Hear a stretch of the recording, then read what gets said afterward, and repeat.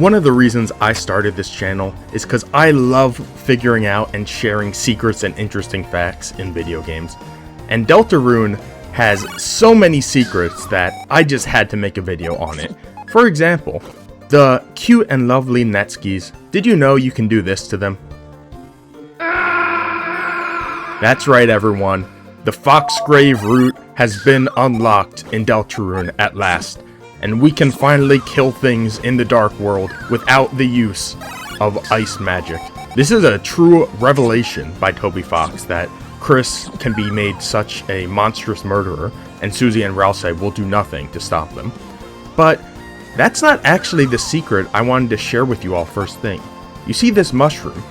This is the only room in the game where you can now scatter mushrooms forever, because you can get rid of all the Netskis that would get rid of them in every other room in the game. So of course, I had to take time out of my life to fill the room up with mushrooms until I got a unique piece of dialogue. There's too many mushroom for there to be much room. Ah, Toby, you never let an opportunity for a joke pass you by, and this is why everybody loves you and everyone loves Deltarune.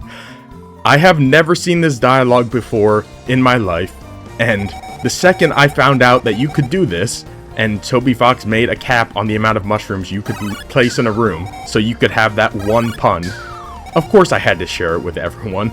And that's what this video is all about, my dear viewer. Sharing secrets that even the very, very accomplished secret hunters of Deltarune probably haven't found yet. And if you are interested in these secrets, then absolutely stay tuned for the remaining 9 in these videos. And forget just secret dialogue. With these mushrooms, you can do the most impressive thing of all. You can spell out the word hi with an H that looks like a K for Kilroy. Incredible stuff. And hey, if you know all the secrets in this video, you can leave a dislike, but if you learn anything new, please leave a like. Now, let's get on to the rest of the secrets. The Shiri enemies are a very cool encounter, an enemy that comes from Chapter 1 that we don't get to fight until Chapter 5. And they have a very fun act that allows us to cut pieces of paper, like we are professional cutters. And if we do extremely well at this job, it's a pretty boring encounter, you know? You just get to spare them, and then that's it.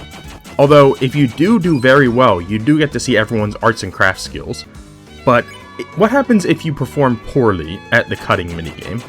Well, you can go off screen and try to attack the enemies directly, but these scissors are just for show, they won't hurt them, they'll just give you a terrible grade. But you can get a worse grade than just arts and crafts failure. What happens if we go into the UI? More than that, what if we just leave the screen entirely? We can do that, and if we do, we're given the grade of truancy, failure. Look at these delinquents on this screen. These truant individuals can get truancy in multiple ways. If you go anywhere off the screen, you will get the same grade. And if you even go off the screen for a second, but you don't end off the screen, you are still considered truant in your duty. What I've learned from all of this is that these 3 are not professionals, they should probably lose their licenses, and do not trust them with any cutting work. We are here in a very memorable room at the beginning of Deltarune Chapter 5, the room where you can turn off Rousey, or you can turn off Flowery. And this room normally gets locked off after you complete it with spikes, or, excuse me, with spikeries. And they lock it off so that you can't see this interaction after you've left it, where if you choose to go down and run around the room one more time, Rousey will comment on that fact. Nice lap, Kris. Do you feel exercised? You know what, Rousey? I do. And I like to exercise, so I'm going to keep running around, and you are going to join me. Because exercise is good for us. We need to feel better after this terrible room has driven us apart. And once again, Toby Fox wants to emphasize that Kris is a dog, and Kris has been characterized as nothing but a dog in every chapter in this game so far. So you know what, Rousey? Maybe I will walk Kris. I'm the soul controlling their body. I will give them the walk they need to stay healthy, because I am trying to be a nice and caring host. And of course, you get to see this beautiful sprite by running around 3 times. This gotta be one of the best sprites Rousey has in his arsenal, and it's a shame that it's not used more often. And Of course, because we keep getting dialogue, you just have to keep running. That is the rule of any video game you ever play. Always remember that. At which point Ralsei says, maybe I should stop saying things, because he knows that that is the rule of every video game you've ever played. And because he knows that, and because he says that, that is indeed what happens. You get those lines of dialogue, then Ralsei realizes we're never going to stop running if he never stops commenting. But you know what? Just to spite Ralsei, I'm going to do something like 10 more laps in this room, while he has to run behind me. And it's not just spite Ralsei, I'm doing this to get you and Kris the exercise you need as well, okay? And now that that's over with, let me show you all a secret having to do with the Netsuki. This is the room where you first face the Netsuki as an enemy, because they spawn when you destroy these blossoms as this chest. This chest was not hidden behind those blossoms, by the way, it just comes out of nowhere. But if we've already beaten this chapter, we know that that chest is not a real chest and just has an enemy in it. So what if we just try to avoid it and go on without... Hello there. The sneaky little gremlin will chase after you if you don't try to open the chest. Look at that grin. That grin, which isn't even its real face, by the way, because it blushes on its tail. The Netsuki gives itself that shit-eating grin while it ambushes you when all you're trying to do is speedrun through an area that you've already been through before. Well, everyone, keep an eye on this fox and its big fluffy f***ing tail. Well, having dealt with those past secrets, we are now pretty much at the end of the first area in this chapter. And at this point, Flowery kind of separates himself from us so that he can stay fully with Asgore. You can see this just by walking into the next room, and in fact there's a flag that makes it so Flowery will no longer save you if you get a game over once you've reached this far. But what if you do some optional interactions with Flowery after you've reached here? I first went to see if the interaction where you water Flowery's face changed at all, with him being stuck with Asgore and not wanting to help you as much. But in fact, this interaction turns out exactly the same. This kind of makes sense. I mean, he still wants to help Susie at this point, but also, shouldn't he be with Asgore? But then again, there isn't a lot of logic with where Flowery goes. But something else that happened, which I thought was very interesting, is that the infinite money chest disappeared after that interaction with Asgore and Flowery. Yeah, the chest that Flowery gives you, because he wants you to have as much money as you could possibly hold, is gone. Now, I don't know if this is an unrelated change where if you just don't interact with it initially, it disappears, but it would make sense that Flowery no longer wants to help you once you reach far enough in the chapter. Because, as we all know, once you progress far enough, Flowery becomes less and less willing to help you, and more ready to fight you all. Speaking of fighting flowers, does everyone remember when you get to Yellow and Blue's fight, and you have to show all the evidence you have? What if you picked up no evidence at all?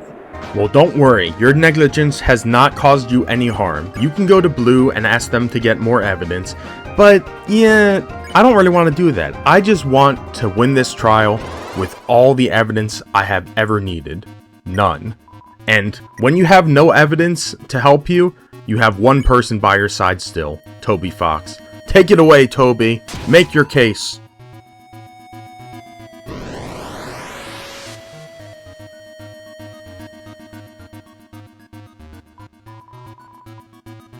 Yeah, it's bad. Thanks, Blue. I could have... I think Toby made a very compelling case, and frankly, I don't see why you're giving me this pity evidence, Blue.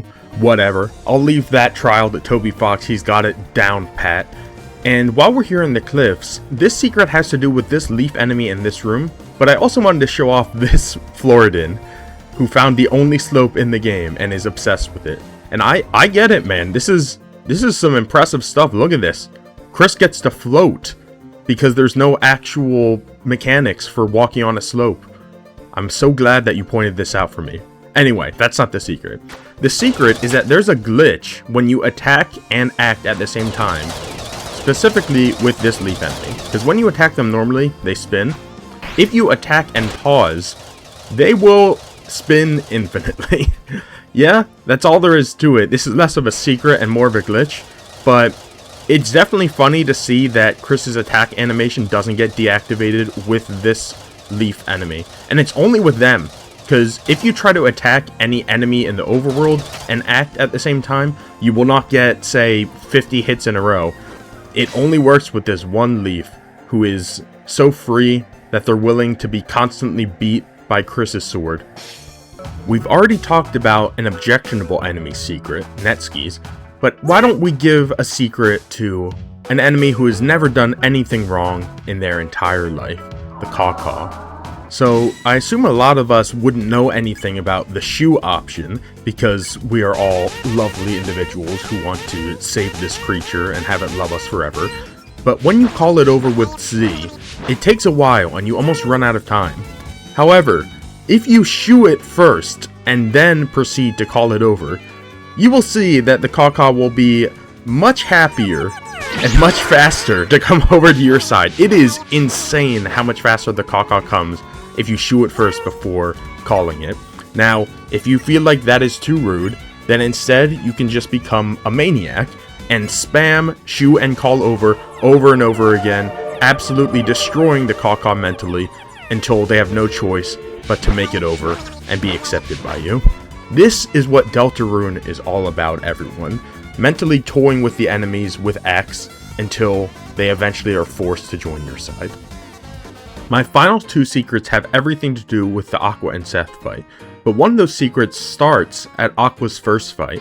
If you manage to beat Aqua while not taking a single hit of damage, you will get a very special interaction when you fight Aqua and Seth together in the future. And let me just say, this is not easy. It is not easy to dodge all of these attacks and not get hit. Aqua is good.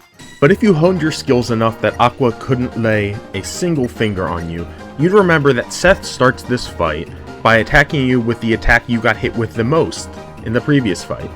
And if you got hit with nothing, Seth will say, "What? You didn't take any damage?" Aqua, throw everything at them, at which point Aqua will combine every attack she has to hit you. And funnily enough, she makes all of the individual attacks easier, so you can dodge them all. I didn't even expect to not get hit by the combined attacks, but maybe this is the meta. Maybe the combined attack is easier to dodge than all of Aqua's individual attacks, because she makes them all weaker when she combines them like this. But yeah, it's funny that this is possible at all. And of course there's a lot of interesting alternate dialogue you can get by just dodging all the attacks in this fight too. But those have largely been covered by other channels. Like I said at the beginning of this video, I want to share secrets that are normally unknown to most people. And with that being said, this final secret may kind of fall outside of that pattern. And I'm sorry for that, but I just have to share it because it's one of my favorite secrets in this game. In order to get this last secret to work, I started the same fight with a slightly more impaired party. No one's feeling too great in the fun gang or whatever you have called it in your playthrough today. And this is important because there is one attack that Seth and Aqua have that is so weak that it can only deal 1 damage to one individual enemy. I'm sure it's not shocking, but that attack is the duck attack. And if we manage to have only one party member alive with just 1 HP, then we can die to Aqua and Seth's duck attack. But we don't just die like we do to every other attack in the game. No. Toby Fox wanted to tell you how insane it was that you are dying to a duck with a special animation that he added to this game. So everyone, please sit back and enjoy the greatest interaction this game has ever seen.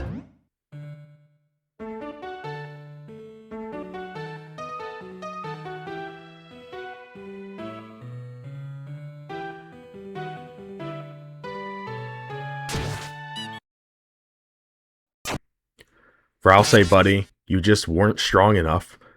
To be perfectly fair, given Rousey's propensity for falling apart into a pile of fluff, I think he might be one of the only creatures in this game that could actually be crushed by a duck in this manner and have it make any sort of sense.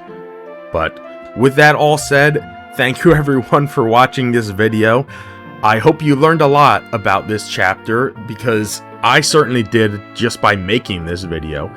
That's one of the things I appreciate about getting to make these secret videos, is that it gives me an opportunity to go out and search for things I've never seen anyone else find before. I love making discoveries, I love sharing them with you all, and hey, please tell me if you knew everything that I had to share with you today, because I'd be very impressed, and if you didn't, just let me know what you learned. Thank you everyone for watching. Have a good day, everyone.